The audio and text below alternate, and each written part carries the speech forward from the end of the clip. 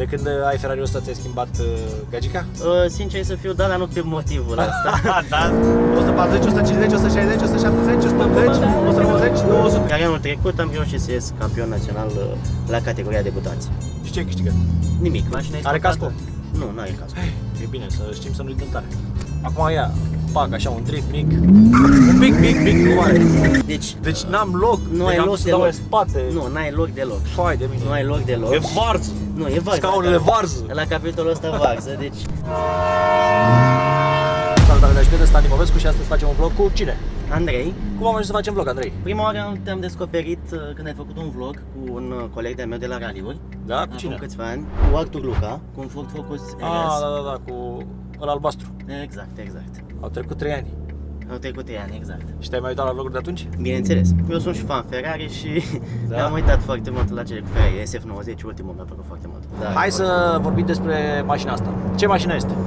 E un F8 Spider. Bine, practic e ca un F8 Tributo, doar că e varianta decapotabilă. Deci Tributo este varianta coupe. Exact, cei de la Ferrari numesc practic orice variantă coupe cu o denumire italiană. Serios? Da, exact. Și variantele practic decapotabile le numesc mai simplu, ori GTS, ori Spider. Cam astea sunt denumirile. Că de asta 812 este GTS. GTS, exact. Și Aha. bine, mai au versiunile limitate sau versiune de circuit, se numesc Aperta. Competizione Aperta, de exemplu, la 112. De când ai Ferrari-ul ăsta ți-ai schimbat gagica? Sincer să fiu, dar nu pe motivul ăsta. Da, doamne, Nu cred că o coincidență. o coincidență. Dar cum ți-ai luat mașina asta? E a ta? Nu este a mea, E al este... tăticu? Au unei rude din familie, practic. Aha. Și eu mă ocup de ea, foliere, tot ce ține de revizie, că sunt mașini destul de pretențioase, mașini de genul acesta. Și cât de mult mergi cu ea? Nu merg foarte mult, de exemplu, mașina are un an de zile și are 3700 de kilometri, inclusiv pe circuit făcuți și câteva drumuri lungi. Cel puțin în oraș, nu o folosesc prea des. Aha. Și cu ce mergi? Mașina mea de zi de zi e o Toyota Yaris GR. Păi și cum așa din Yaris în Ferrari? Nu e cam mare diferență? Nu. Nu scad gradele? Nu, în niciun caz. Din ce an este această mașină? Deci e 2022, mai 2022, atunci deci e și din fabrică, exact, e aproape nouă. Practic. Ce bani mașina? 325.000 de euro cu tot cu TVA și... Ieftină, pe bune, e ieftină, adică mașina asta să coste $500.000, că e Ferrari. Asta e impresia cred la toată lumea, pentru că piața de second hand e foarte sus acum. În primul rând că e foarte greu să obții una de nouă, adică ai nevoie să te înscrii, aștepți o grămadă de timp. Cât ai așteptat după ea? Nu foarte mult timp, sub un an de zile, pentru că renunțase cineva la cotă și am reușit eu să... Ai avut noroc? Am avut practic noroc, da. Să poți să cheltui 300.000 de euro. Da, bine, e o cheltuială sau nu, depinde cum o privești. Mai mult mașina asta cred că e investiție. Pentru că valorează oricum mai mult decât a costat de nouă și e ținută Dar de curiozitate, pe mobile cât costă acum? Pe la 360.000 de euro. Deci ai cumpărat-o nouă și o și vinzi și faci și afaceri. Exact. Te și plimbi cu ea, și bucuri, practic, faci și bani. Dacă e mai scumpă decât un BMW, nu știu, eu văd mai ieftină decât un BMW, că la un BMW în general pierzi bani. Bun, deci 320.000 nouă, luată la câți kilometri? 0 km a fost configurată. Da, dar nu vine cu 0 km. Câți nu, vine undeva 50. cu 67 de km, dacă nu mai știu. Au forjat o înaintea ta. Exact. Bine, asta e o opțiune care mai costă încă 5.000 de euro fără TVA, care e o opțiune obligatorie să-ți o testeze înainte, practic. Aia 67 de km costă 5.000 de euro. Să-ți facă cei de la Ferrari. Adică ea se dau tare cu mașina ta. Se dau tare cu mașina și le și plătește. 5.000 de euro. Exact. Bun. Câți cai putere are? Are un motor de 3,9 litri. Mic greu, dacă n-avea turbine reale și n-ar. Asta e 100%. Dar cei de la Ferrari au un sistem în care setează ei turbine să facă lagul practic cât mai mic. Nu se simte ca un aspirat, asta e clar. Deci oricât ar spune ei, se simte ca un aspirat, nu se simte ca un bucur aspirat. că spui tu asta. Nu, dar spun că eu sunt tip sincer, adică nu realitatea și, bine, și eu văd lucrurile dintr-o perspectivă, încerc să le văd cumva obiectiv. Bun, deci una peste alta are 720 de cai. Exact. 770 de Nm, 3.9 V8 cu două turbine. Da, a fost și motorul anului în 2018, 2017, e un motor foarte vechi și practic F8-ul nu e un model neapărat nou, e pe aceeași platformă ca și 458. 488 a fost facelift la 458 și F8 e facelift la 488, deci practic două facelift-uri. Aha. Și ai făcut vreodată drifturi cu ea? Da.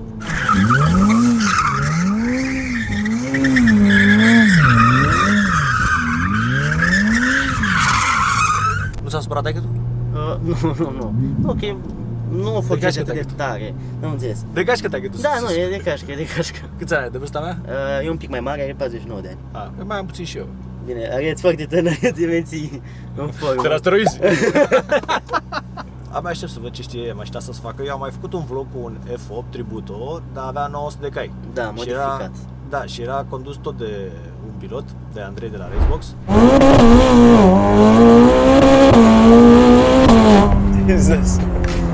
Și mi-a plăcut mașina, dar parcă simțeam așa, o simțeam foarte instabilă că având tracțiune spate și 940 de cai pe spate, tu nu puteai să o cași la fund. Dacă o călcai la fund, trebuia să știi să contrabrachezi. Dar și asta, dacă cauciucurile nu sunt calde, dacă nu sunt condițiile optime. Ai acolo senzor de temperatură pe cauciucuri? Da, este senzor În de bord, temperatură, exact. Senzor de temperatură și senzor de presiune. Cum a început pasiunea despre raliuri? Cred că din familie am preluat-o, de fapt nu cred. Eu sunt pasionat de mic de mașini Da. și am avut exemplu în familie, tatăl meu s-a apucat de raliuri în 2017.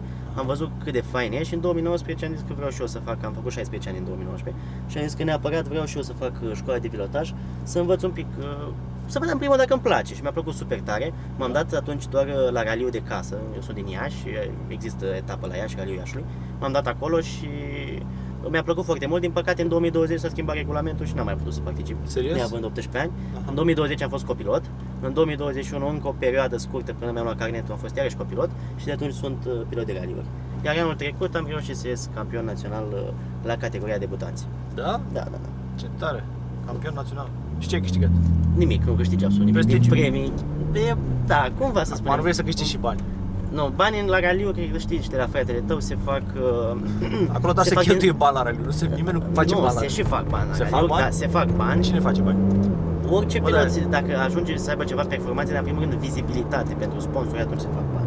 Doar așa, deci Doar așa, doar adică- așa de la sponsori. Exact Știi așa cum ar se veni? fac. Eu nu fac bani din YouTube. Eu fac bani doar de la sponsori. Dar până la urmă orice sport din lumea asta așa câștigă, în mod direct sau indirect. Adică Da. până și în Formula 1 unde au echipele bani, de la sponsori, că exact așa funcționează. Și cine e sponsorul clipului de astăzi? Cine e sponsorul? Hai să zic. Că tot veni vorba. Se numește Spot a Wheel. Și poți găsi aici mașini de cumpărat sau de închiriat. Au un parc cu sute de mașini. Fii atent aici, Andrei.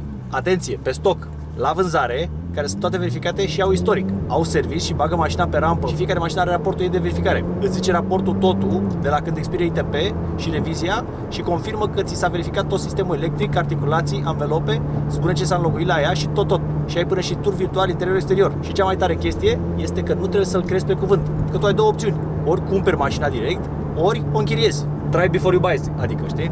Vă las link-ul în descriere dacă vreți să verificați. Adică, practic, tu te duci, îți aduci o mașină din sutele de mașini care le au pe stoc, O testezi, o închiriezi. o mai întâi. testezi o lună sau două, sau cât vrei tu, normal. o închiriezi și după aia dacă îți place mașina, pentru că mă întreabă lumea, bă, ce să-mi iau mașina asta sau mașina asta? Și eu zic, bă frate, mergi cu mașina, vezi cum te simți și atunci o să-ți dai seama dacă îți place mașina. Exact. Așa a venit vorba de sponsor și le mulțumesc că sunt sponsorul clipului de astăzi. Adică eu nu am cum să fac bani din vizualizări. Înțelegi? Din Așa aia e. nu faci nimic. Și da, așa e și la raliu, știi? Exact Că așa a venit vorba. Asta e treaba, că ai nevoie de foarte mulți bani. Cât te costă pe tine un an de raliu? Dacă vii cu mașina ta de acasă, în primul te costă să o cumperi. Iar mașini de raliu încep undeva de la 10-20 de mii de euro și ajung până la 3-400 de mii de Deci euro. îți trebuie o mașină în primul rând. Deci îți trebuie în primul rând o mașină. Pe Îmi iau un o an, mașină de 10.000 Da. și mă costă cât întreținerea și... Deci dacă vrei să participi la toate etapele, între 20 de mii și 150 de mii de euro. Deci Dacă- cam astea sunt costurile. Deci poți să de mașină. participi, să zicem, cu 30-40 de mii pe an. Da, Deci te poți costă de 40 de mii pe Da, an. poți să participi. Deci tot te costă un 3.000 de euro pe lună, tot minim. Da, minim. Dar cea mai coajă mașină. Cea mai coajă mașină. Vezi? Și atunci tu cum să scoți banii ăștia din sponsor? Hai mă că fuge, băi! Ferrari, mă! Fuge. Da, dar tu știi să-i dai, mă. Ce să-i dai? Adică pac, Da. pac, i-ai dat inferioară, bam, bam. Exact. Ia să vedem cum stă pe suspensie. Estimez eu că o să fie super rigidă. Ia dă-o repede pe stradă, Am pe pus-o ceva. pe modul de confort al Ia. suspensiei. Evident, unde sunt gropile mari, nu are loc, suspensia e scurtă, nu are cum să Man, mă trebuie să ghideze. zicem și bune și rele. Nu, garantat, garantat. Nu poți să zici numai de bine, știi? Mașina este Are stocată? casco? Nu, nu are casco. E bine, să știm să nu-i dăm tare. 5 minutes later. Acum ia, pac, așa, un drift mic. Un pic, nu mare. Eu mă sperii repede, frate.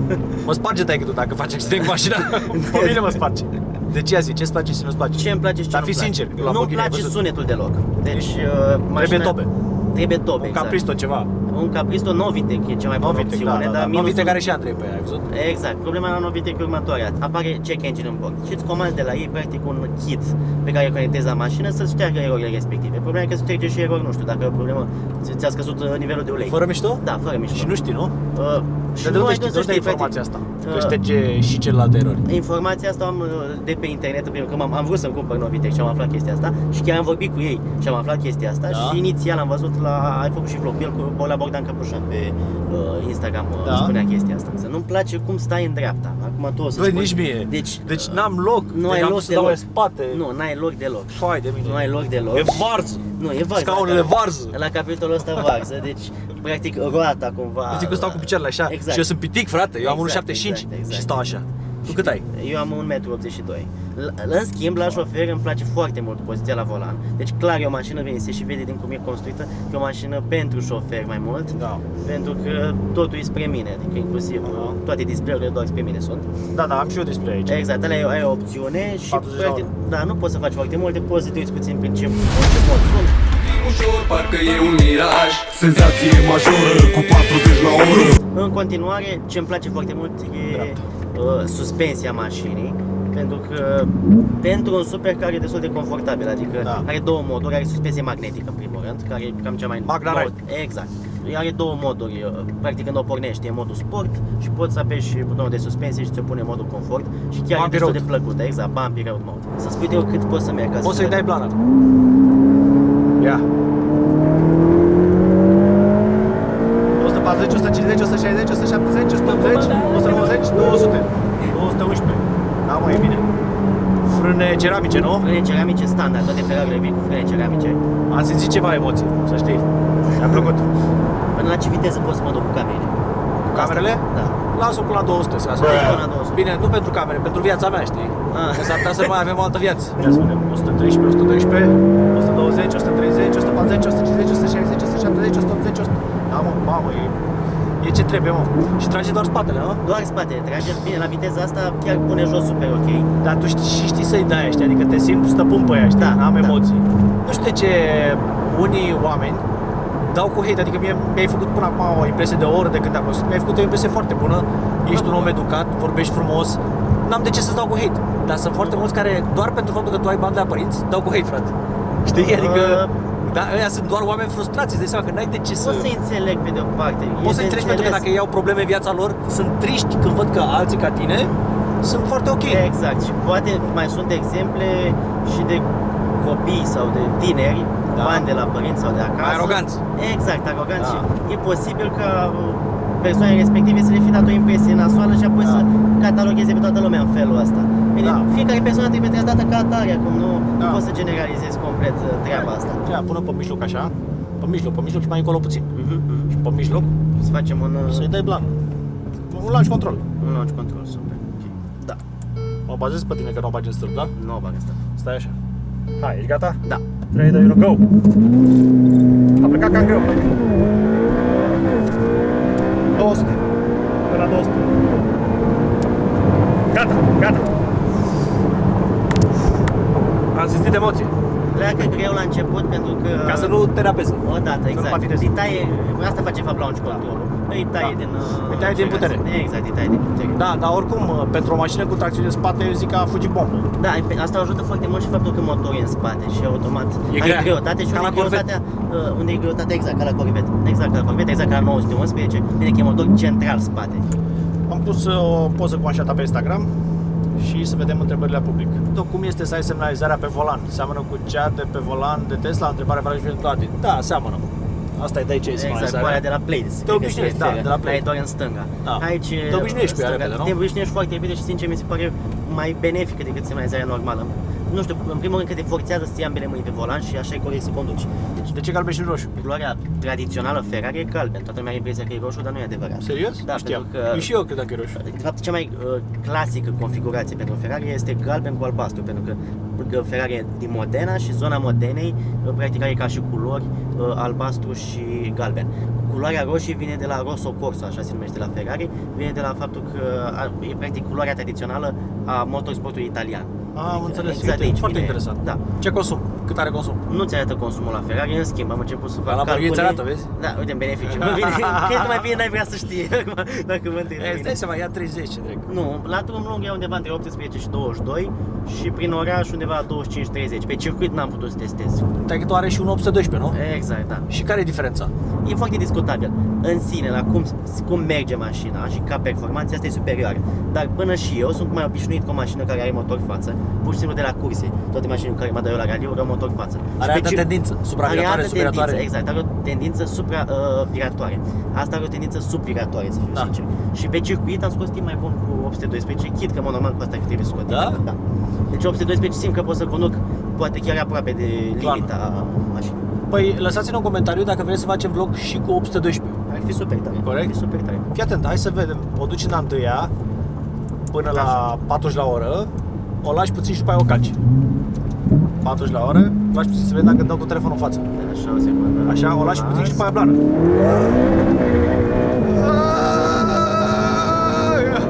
Gata. 170 să moară Bibi. E bună pentru România? Știi, bună pentru orice țară dacă o folosești în scopul pentru care a fost creată, adică să te bucuri de ea pe circuit sau ca mașină de weekend, eu zic că e în regulă și în România. Ca să mergi zi de zi cu ea, un calvar. Mie îmi place mașina. Mi se pare că e bună și la preț, dreapta. 300.000 de euro nouă. Mi se pare cam scumpă second hand, știi? N-aș fi dat mai mult de 250.000. Da, de fapt, așa e și logic, ar trebui să se devalorizeze. Dar în ziua de azi, nu știu, e un pic E ciudat. cerere-ofertă. Dacă Exact. e cererea mare, crește prețul. Acum, nu știu dacă e cerere atât de mare, că nici nu se vând atât de ușor mașini de genul ăsta. Da, mă, e ce trebuie mașina și mă bucur că știi să o conduci. Adică n-are emoții, că fiind pilot, chiar știi. Majoritatea oamenilor de 20 de ani n-au așa experiența ta și nu știu să controleze foarte bine o mașină cu tracțiune în spate și 700 de cai. Evident, Știi, nu, dar adică- o mașină trebuie să, în primul rând, să nu exagerezi, mai ales pe străzi publice. Și trebuie să știi ce faci. Nici eu n-am mers, adică mergeam mai Exagerat. timid la început cu ea. Până te-ai învățat cu ea? Nu, până am fost pe circuit. Și am Aha. vrut să văd cum reacționează într-o situație de limită. Și am Da? văzut cum reacționează, am văzut cât de ok e. Și cum ai văzut? Cum am văzut, i-am scos inclusiv sistemele. Da? Dacă nu m-am răsucit. I-ai scos sistemele? Am scos sistemele, am pus-o în toate modurile, Da. am făcut niște frânări de urgență, am intrat în viraje un pic mai tare decât trebuia să văd care e caracterul mașinii. Cum te se întoarce, comportă, Cum se nu? comportă în fiecare mod. Când- Practic, Manetino la Ferrari lucrează în felul următor. Când ești pe wet, e cel mai cel mai safe. În primul rând acționează cel mai mult la sisteme de tracțiune și la cum schimbă cutia. În Aha. sport e practic modul normal al mașinii, unde la fel te limitează destul de mult. În race deja stai din limită, adică au niște sisteme foarte inteligente și își dă seama și în funcție de cum conduci mașina. Am observat chestia asta foarte interesant. Dacă o conduci într-un anumit stil și te vede că efectiv o bruschezi, îți taie mult mai repede. Da? Dacă vede că știi să mergi cu ea liniar, te lasă foarte mult să Ce te deștept joci cu e. ea. E foarte deștept sistemul ăsta. De fapt, asta e alt motiv pentru care îmi place Ferrari. Mhm. Da, e mult mai race mașina, clar. Ferrari e mai race. Dar Lamborghini e mai race. frumos. Subiectiv, subiectiv. Ok, hai să trec și eu la volan. Oh, fuck. Ăștia cu Tesla mereu visează la Ferrari și Lamborghini, știi? Deci acum e pe wet. Acum e pe wet, da. Da, e mai bine să schimbi vitezele, știi? Da. Bine, altceva, uite că spuneam Dar e ce-mi cam place. moale suspensia, foarte moale. Așa e pe wet? Pe wet, da, e modul de bumpy Îmi road. place, frate. Îmi place. Deci pe wet este bumpy road direct, da? Da, este doar bumpy road, Și nu poți marfă. să... Chiar mi se pare, adică sunt plăcut surprins. O să vezi, dar poți să o forțezi în surcal o să vezi că nu fuge niciun fuge secund. deloc, da? Deloc. Nu, dă-i fără E emoție. frică. Nu trebuie să ai frică, crede-mă că wet, îți Mai ales garantezi fără casco. 4, 3, 2, la viteze mari, Unu. foarte bine. plană. Da, e... La viteze mari unde Da. poți să te lasă mai mult. Jos, nu bruschează, e normal. Trage dacă... Bun, am schimbat-o pe sport, din Manetino. Exact, sportul e modul normal. Acum ești pe suspensia mai tare, o să vezi Da? că se simte un pic, da, un pic mai rigidă mașina. Mai rigidă. Exact. Eu aș merge numai pe wet cu ea. Bine în control. Uite, fuge și la deal. Vezi că te ține SP-ul foarte, foarte mult. E marfă. Am 150 deja. Da. E Ferrari, mă, n-ai ce să-i mergi. Nu, crește foarte repede Fuge. viteza. Mamă, ce repede a schimbat, frate. Dar ce cutie are? Cu dublu ambreiaj? Dublu ambreiaj, da. E cutia Ferrari clasică. Ia, A4. Așteptere. Poți să o dai și în race, că îi schimbă și Ce? cutia, cum schimbă cutia. Mai repede? Și mai repede, în primul mai brutal, o să-ți placă mai mult, adică... Da? Da. schimbă race și o să vezi că îi schimbă puțin felul în care schimbă Trebuie să cutia. las mai ușor, că după aia nu vine. 100, 120, 130. Bă, dar ce mișto e, da, e mai violent. E mai violent, da. Bam, bam, Da, să dai așa. exact. Da, mă, ce exact. trebuie mașina.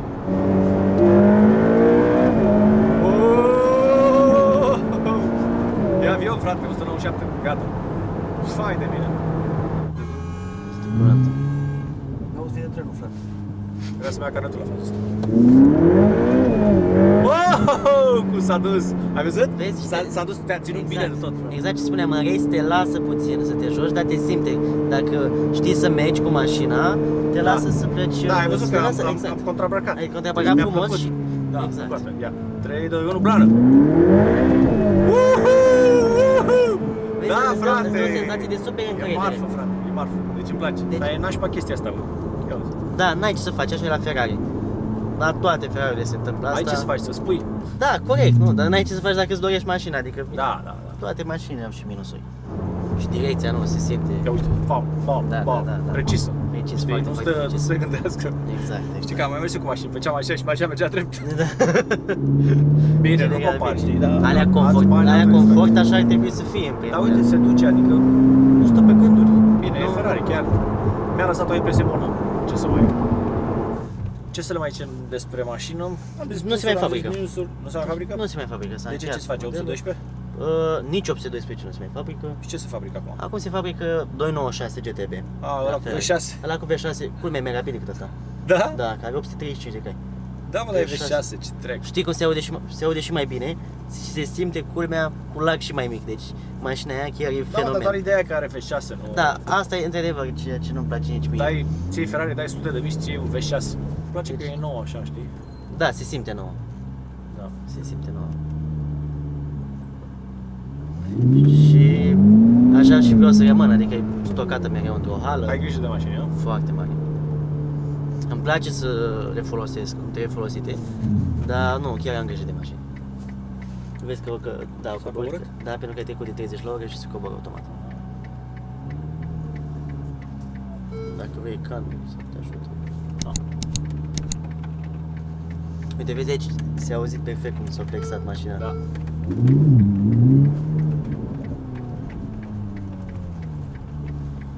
Marf. O mai lăsăm? Nu, că... Nu, dar n-ai mers așa tare, n-ai nicio treabă. Și nu uita, dacă vrei să cumperi sau să închiriezi o mașină, sau să o închiriezi înainte să o cumperi, așa cum am spus în clip, intră chiar acum pe spotawheel.ro și alegeți din sute de mașini.